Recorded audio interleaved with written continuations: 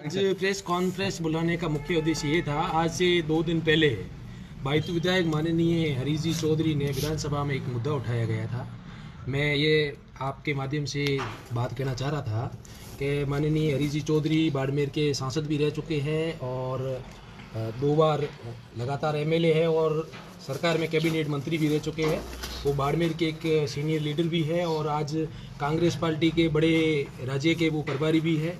तो वर्तमान में इतने बड़े लीडर है और हमारे बाड़मेर जिले के लिए भी एक सम्मानीय लीडर है। जिस तरीके का उन्होंने विधानसभा में एक मनगढ़ंत बात अपनी रखी, वो भी इस बाड़मेर जैसलमेर लोकसभा सांसद रहे हैं, मेरे लिए बड़ा गर्व का विषय है। और हरीश जी चौधरी जी के लिए भी खुशी की बात है कि बाड़मेर के राज्यपाल उनके जो बाड़मेर जैसलमेर पधारे तब वो हमारे वर्तमान सुदूर गांव तामलोर पधारे, बॉर्डर पे आया हुआ है।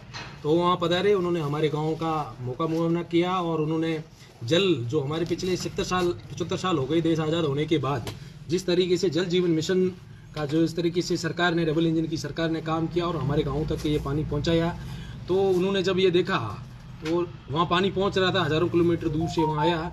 उन्होंने माननीय सांसद साहब ने जब एमएलए साहब ने ये विधानसभा में एक अपनी बात रखी कि भाई रेशमा राम जी मेघवाल और हरका राम जी मेघवाल के घर पानी नहीं जा रहा है, तो ये मनगढ़ंत बातें हैं, झूठी बात है, ये गलत बात है। उन्होंने ये तथ्यहीन बात की है।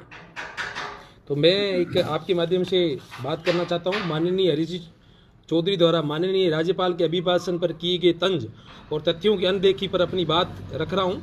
विधानसभा के पटल पर किसी भी सीनियर नेता को तथ्यहीन और झूठी आपसी जातियों में लड़ाई करने वाली बात नहीं रखनी चाहिए। मैं पिछले 10 वर्षों से लगातार सरपंच ग्राम पंचायत तामलोर का सरपंच हूं। मेरे जैसे युवा पर लगातार भरोसा किया और इस भरोसे में गांव में रहने वाले 36 कौम के लोग हैं। माननीय हरीश जी चौधरी ने जिन हरका राम जी, रेशमा राम जी मेघवाल इनके यहाँ पानी नहीं पहुँचने की बात रखी है, वो सरासर झूठी और तथ्यों से परे है तथा एकदम मनगढ़ंत है। मैं चुनौती देता हूँ कि मौके पर जाकर देखें और अपनी मन गढ़त और ढंग से बात हमारी ग्राम पंचायत तामलोर के आपसी भाईचारे को, बाड़मेर जिले के भाईचारे को और महामहिम राज्यपाल द्वारा विधानसभा की गरिमा को घटाया गया है। जिन गोविंद सिंह के घर पानी पहुंचने की तकलीफ वह एक्चुअली मुख्य ओबीसी समाज से आते हैं और ओबीसी समाज ही नहीं, हर 36 कौम तक पानी पहुंचाना हमारे इतने राजनीतिक हमारा धर्म बनता है कि हर घर तक वो पानी पहुंचे। काले पानी की में कोई भी किसी प्रकार का कोई भेदभाव नहीं किया जाता है। हम तो मारवाड़ के हैं, हमारे को पता है कि पानी की क्या अहमियत है। ये राजनीति से ऊपर उठकर पानी जो सरकार काम कर रही है, तो पानी पर इस तरीके का कोई भेदभाव नहीं किया जा रहा है। इतने बड़े व्यक्ति अपनी राजनीति रोटियां सेकने के लिए, वर्ग भेद का जहर फैलाने के लिए ऐसी झूठी बात विधानसभा में रखी। मैं आपके माध्यम से इस बयान की मैं कड़ी निंदा करता हूं और उनके गलत बयानबाजी के लिए उनको विधानसभा अध्यक्ष और इस क्षेत्र के लोगों से माफी मांगनी चाहिए। तो क्या आपने रेशमा राम जी और हरका राम जी की बात करी, उनके घर में पानी आ रहा है? हाँ, मैं तो चैलेंज कर रहा हूँ, खुली चुनौती दे रहा हूँ। हरीश चौधरी जी वहाँ पधारिए, आपका खुद का गांव है, आप रेशमा राम जी के घर पधारिए, उनके भाई सुदामा राम जी के घर पधारिए, या किसी भी जाति के, जनरल जाति के या ओबीसी जाति के, या किसी भी, पानी में किसी प्रकार का कोई भेदभाव नहीं हो रहा है। चलो 800 कनेक्शन है, किसी को 30 या 35 या 25 परिवारों में कोई टेक्निकल प्रॉब्लम हो सकती है या किसी के घर की ऊंचाई हो सकती है, धीमा पानी आ सकता है, उसमें मैं उस बात पे मैं कुछ कह नहीं सकता। लेकिन ये जो उन्होंने जिस तरीके का तंज कसा कि आदरणीय गोविंद सिंह के घर पानी जा रहा है, हरका राम जी और रेशमा राम जी मेघवाल के घर नहीं जा रहा, इस तरीके की जातीय भेदभाव राजनीति करना, हम हमारे गांव में बड़े भाईचारे से, आदर से, मान से, सम्मान से रहते हैं। 80 साल से हमारा देश आज़ाद होने के बाद आज तक किसी भी प्रकार का हमारा ST SC या जनरल कास्ट का कोई भी किसी प्रकार का आज तक कोई भी मेरे गांव में मुकदमा नहीं है। हम बड़े प्रेम, भाईचारे और प्रेम से रह रहे हैं। तो इस तरीके के आप तो बयान दे देते हो, लेकिन उस बयान का इफेक्ट कहीं कहीं गाँव के लोगों और गाँव के लोगों में पड़ता है। ऐसे बड़े लीडर को, जो आज कांग्रेस के इतने बड़े सीनियर लीडर है, जिन्हें मध्य प्रदेश जैसे बड़े राज्य की जिम्मेदारी दी गई है, वो इस तरीके की बातें करता है तो बहुत बुरा लगता है सर। तो कितने तामलोर ग्राम पंचायत के अंदर कितनी आबादी और कितने गांव हैं जो पानी से लाभान्वित हो चुके हैं और वंचित है? मेरे ग्राम पंचायत गांव में तामलोर में 3 गांव है, तामलोर, देवलगढ़ और हीरपुरा। हीरपुरा में अभी तक ऑन गोइंग काम है, अभी तक प्रोसेस में काम चल रहा है, वहां तक अभी तक पानी नहीं पहुंचा है, वो काम चल रहा है। देवलगढ़ और तामलोर में 800 कनेक्शन कर दिए गए। हमारे गांव में 5000 की आबादी है लगभग सर।